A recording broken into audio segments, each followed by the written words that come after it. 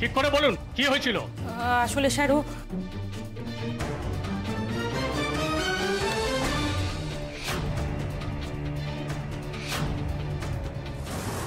তাড়াতাড়ি খোঁজা শুরু করুন, প্রত্যেকটি কোণা খুঁজে দেখুন। ওকে কিছুতেই এই চত্বরের বাইরে বেরোতে দেওয়া যাবে না। হ্যাঁ স্যার।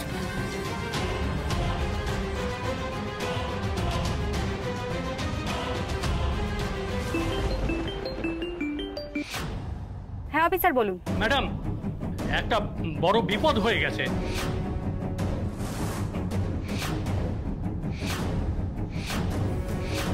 হোয়াট?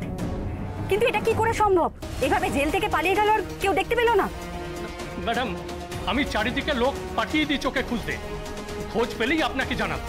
বেশ ঠিক আছে, আমি কিছুক্ষণের মধ্যে কলকাতায় ঢুকছি। তবে এই কথাটা আগে ডালিদেরকে জানাতে হবে। মালবিকা দেববর্মন যাতে ডালিদের আশেপাশে না আসতে পারে সেই ব্যবস্থা আমাদের করতে হবে। Okay madam.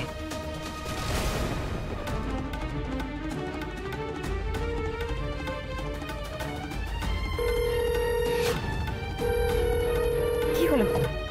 ডালিরা কেউ ফোন ধরছে না কেন? দেখি দেখি, ও মা কি সুন্দর লাগছে গো ডালিদিকে দেখতে। আজকে তো মনে হয় লালনদার পুরো মাথা খারাপ হয়ে যাবে বউকে দেখে। ওদের লালনের তো অনেকদিন আগেই ডালিকে দেখে মাথা খারাপটা হয়ে গেছে। কি তাই না ডালি? হ্যাঁ কি যে বলো না তোমরা। ঠিকই তো বলছি মিমি, আমি তো শিওর লালন আঙ্কেল এখন ছটপট করছে এখানে আসার জন্য। ও যা পারি করুক, আমি আমার রৌদ্রিকে নিয়ে এখানেই থাকবো। দেখে নিয়ে আসি। রৌদ্রিকে নিয়ে এখানে থাকবি মানে? তুই তো আজ রৌদ্রিকে নিয়ে ঘুমোতে পারবি ক্লাই। কেন পারবো না কেন? কারণ রৌদ্রির দায়িত্ব আজকে আমাদের।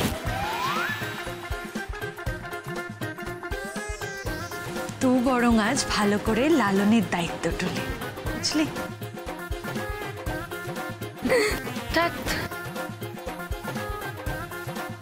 আরে আরে মুকে ছাড়, কি করছিস তুই? আরে আরে মুকে ছাড়। আরে কি করছিস? দে শোনো লালনদা, আজকে নিয়ম অনুযায়ী তোমাদের ফুলসজ্জা, হ্যাঁ এই বাড়ির নিয়ম অনুযায়ী ফুলসজ্জার রাতে বউবার একসাথে থাকতে পারবে না। আরে এ কিসের নিয়ম? এ কি ভাটার নিয়ম? ও সব নিয়ম কিছু মানি না বস। ভাটের হোক আর যাই হোক, নিয়ম যখন মানতেই হবে। নিয়ম ভাঙলে কিন্তু চলবে না, তুই তো জানিস রে। ভাগ্যিস আমার ফুলসজ্জাটা আমার বাড়িতেই হবে।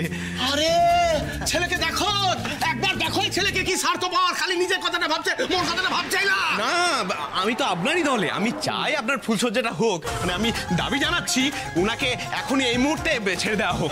দাবি জানাচ্ছে আর দাবি জানাচ্ছি।